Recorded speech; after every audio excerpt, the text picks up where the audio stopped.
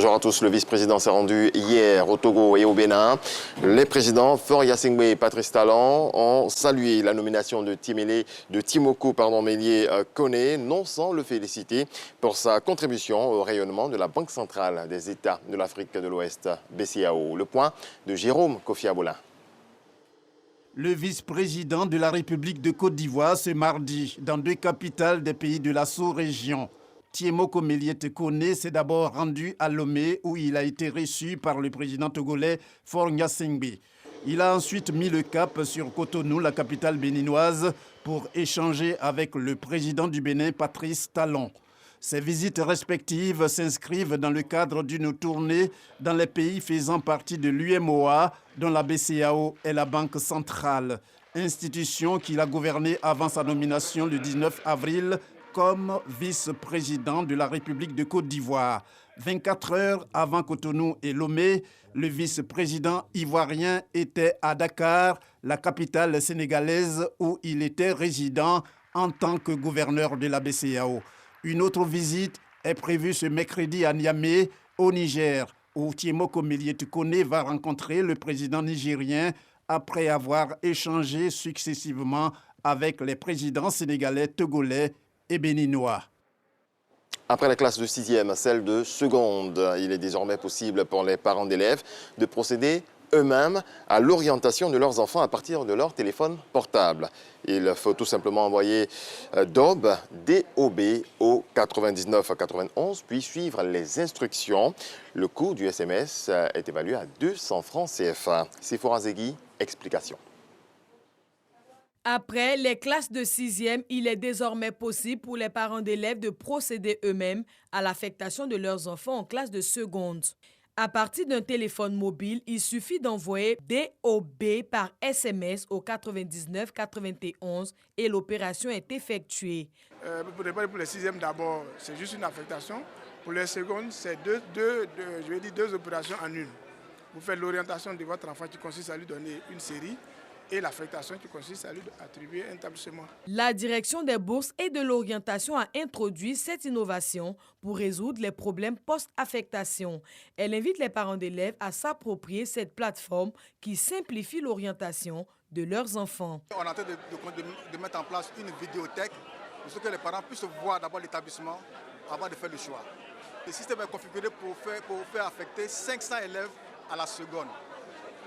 Si vous prenez 1 minute, ça fait 500 fois 60, ça fait 3000 élèves. 30 000 élèves qui sont affectés en 1 minute. Donc, si vous prenez un établissement qui n'offre que 150 places, en 10 secondes, il n'y a plus de capacité d'accueil. Donc c'est pour ça qu'on demande aux parents de veiller. C'est pour ça que nous avons mis en place la séquentialisation, de sorte à réduire l'effectif. Au démarrage, on augmente au fur et à mesure jusqu'au 3e jour pour que tout le monde puisse être autorisé à s'affecter. Après les résultats de l'entrée en 6e, le BPC peut établir un calendrier fiable. Pour la phase expérimentale de l'orientation et de l'affectation en seconde, le projet va démarrer dans les draines Abidjan 1, c'est-à-dire Cocody, Plateau, Adjamé et Bingerville, ensuite à Aboisseau, Yamoussoukro, Soubré et Korogo. Les établissements d'excellence tels que le lycée Sainte-Marie, le lycée Alassane Ouattara de Grand-Bassam, entre autres, seront paramétrés avec les conditions spécifiques d'accès telles que le genre, l'âge, le total des points et la nationalité. Des réalisations dans le village de Sakakro ont fait l'objet de célébrations. C'était en période de Pâques, appelé Pakinou, en pays baoulé. Les populations en ont profité pour rendre hommage au président de la République, Alassane Ouattara. Charles Tatou. Sakakro, localité de Djebonois dans la région de Gbeke, sous l'impulsion du ministre Jean-Claude Kouassi, alors membre du gouvernement, et grâce à la politique de développement du chef de l'État Alassane Ouattara, le village a connu le lotissement et a bénéficié de certaines actions de développement, telles la construction de pompes hydrauliques villageoises et la connexion au réseau national électrique.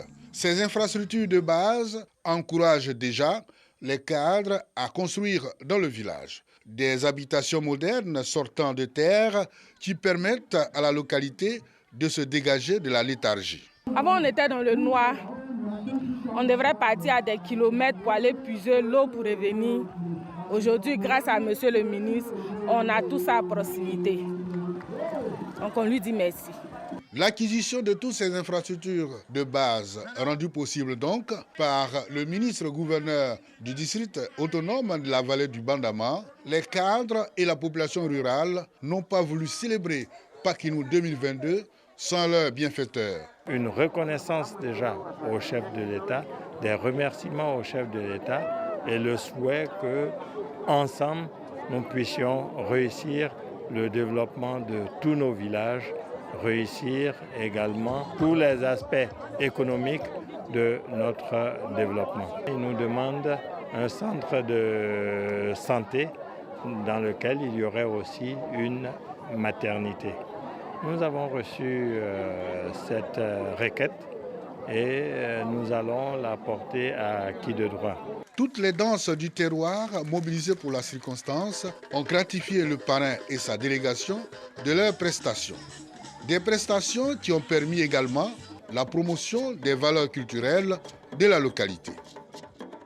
Dans le reste de l'actualité, une série d'explosions ont été entendues aux premières heures de ce mercredi dans la ville russe de Belgorod, proche de la frontière ukrainienne, a annoncé le gouverneur de la région, Vyacheslav Gladkov, ajoutant qu'un incendie s'était déclaré dans un dépôt de munitions. Aucun civil n'a été blessé dans l'incendie selon ce gouverneur. Et puis Varsovie ne veut pas payer sa facture de gaz en roubles. La Russie ferme donc le robinet à la Pologne. Gazprom met sa menace à exécution et cesse les livraisons. Jusqu'à la moitié des importations de gaz en Pologne provenaient de la Russie. Pas de quoi inquiéter toutefois les autorités polonaises. Retour de l'information à 7 h.